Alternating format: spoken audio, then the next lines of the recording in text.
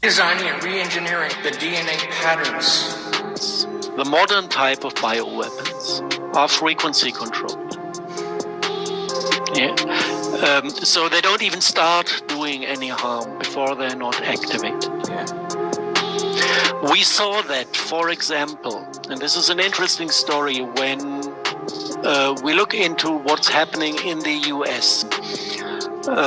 Sentient world simulation run by the intelligence community that is basically picking up data from transhumanistic technologies of all the people, creating a real world simulation.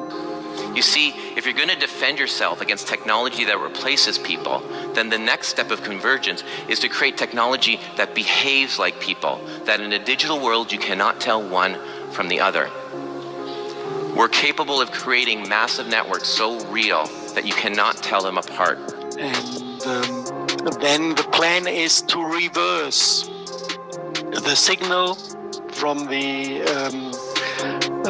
antenna systems they run, which is also always the phase array antenna technology. And they want to reverse the signals and basically to turn US citizens into biorobots. And once the person is infected with this virus, the coronavirus, okay, these nanoparticulates migrate through the bloodstream to the brain and adhere to the neurotransmitters of the victim's brain and begin to speak to and decode those neurotransmitters through a process called directed energy flashing. So this is all done by this DNA. There's a new field of research.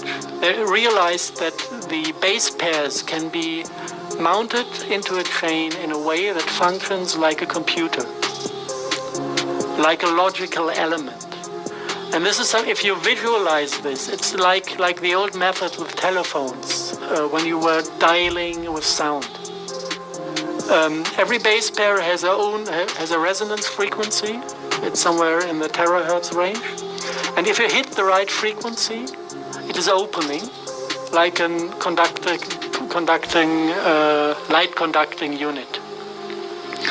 And if you have a chain of these base pairs that react on different frequencies, you need a sequence of sounds to open all the fragments to make the entire thing conductive.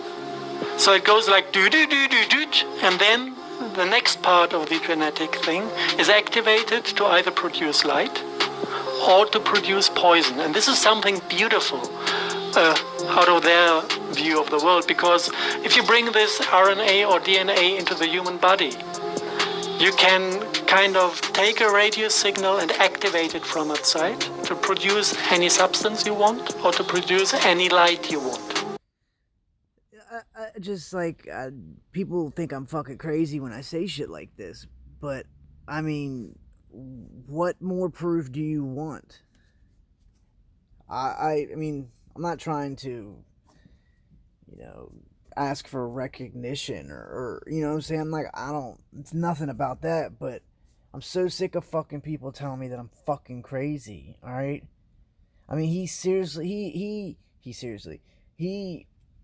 explains exactly how they're doing it by the frequency, and I've been saying that, and not because, and it's just me just going off of what I've read and what I know, like I'm not no scientist. I'm definitely not Harold Kutzvella. This dude's a freaking genius, man. But this is it. This is how it's happening. Light is emotion, light is thought, light is everything. Everything we sense as experience. There was a community of like 200 scientists who didn't want to support this development anymore, and they united to a group and started to speak out as a group to the public. Their families were assassinated with radio frequencies, and the symptoms of them dying were very, very, very similar to coronavirus death. Like having flu-like symptoms, then going to hospital with lung infection, and then dying. Do you believe me yet? I mean, what more do you need to fucking know? from organ failure. So apparently we do have something that is related to electromagnetic warfare that shows the same symptoms. Like the flu, that is easily mistaken. And then we can basically look to see in the United States, this is all a hidden agenda. Nobody is officially talking about the things, even if you have the terms that describe the technological system. So this is an agenda that is rolled out in the hidden in the United States. In China, it is actually the opposite. Yeah. In China, this idea of having a central AI controlling everything is rolled out in public, being sold as an AI goddess, that is kind of the loving mother of the state, taking care of all people, making sure that everything is prospering in harmony. This is how they sell these developments. And still, every this is also absolutely public. Every citizen is getting a kind of a ranking system of collecting points of being nice or naughty. Yeah, the social credit system. Yeah, social credit system. So and people support that because Chinese people are afraid of each other, so they want each other to be cancelled out in case of getting naughty. This is their mentality, and they fully accept that. So this is on a completely different level. And what we do know is that Wuhan area is leading in 5G rollout worldwide. So at a certain point, you need, if you have this agenda that says, let's turn everybody into AI-controlled biorobot to make sure nobody dances out of the line. At a certain point, this needs to be tested to gather data to make it function better. And at a certain point, it comes to the moment where all the people who do not comply, who do not function as AI robots, need to be removed. And I know the data from the United States. The guys who still continued after all the families were murdered from these group that started to talk openly about what HARP facilities were built for. He said that actually 70% of US population see mind control as something external. So this is biorobots. But you're saying 70% are already there. I mean, just 30% or maybe a bit less. Yes. I don't know, but okay. In Europe, I don't have numbers. I just have some experience of my environment. You know, you get this funny moments. I had them twice till now. When I was in company, and suddenly there's like a wave going through the setup. Everything goes dark for a second or a nanosecond, and then I revive, and I wake up in a different conversation. What, a split of a second later? A split of a second later, something completely else is happening around. And it's like the conversation we had was cut, stopped, ended in nowhere, and the conversation that continued sounded like it has been running for half an hour already.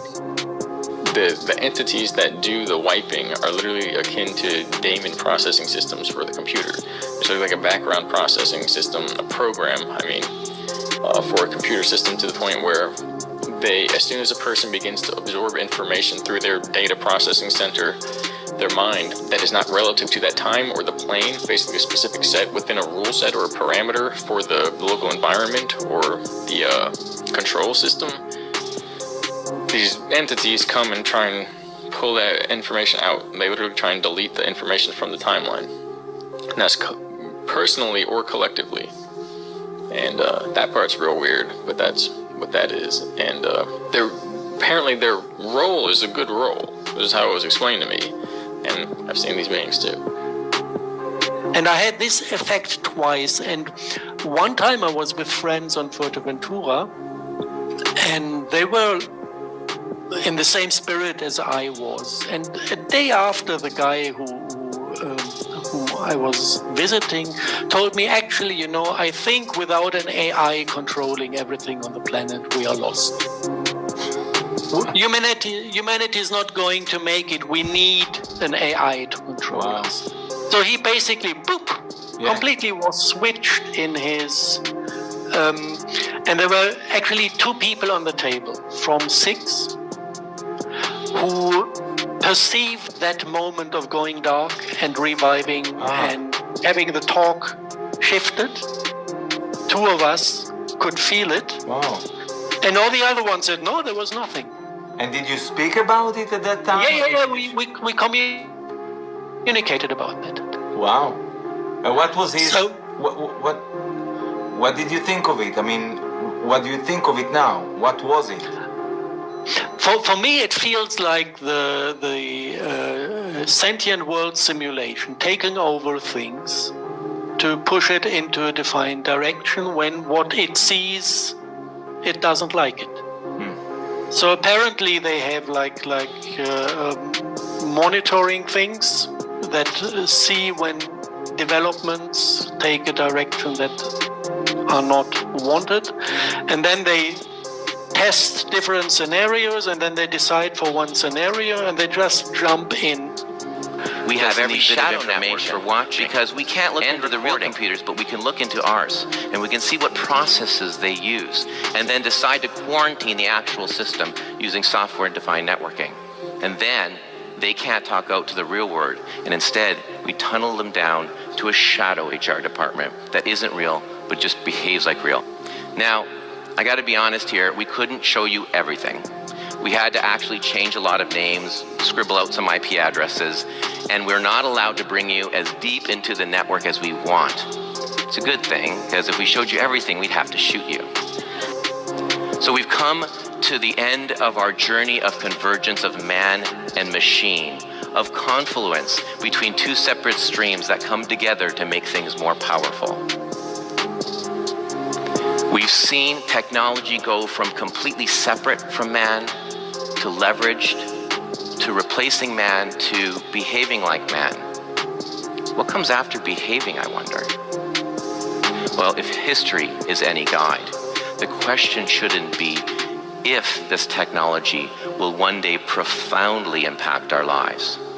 The question should be, will we ever even realize it? Thank you very much.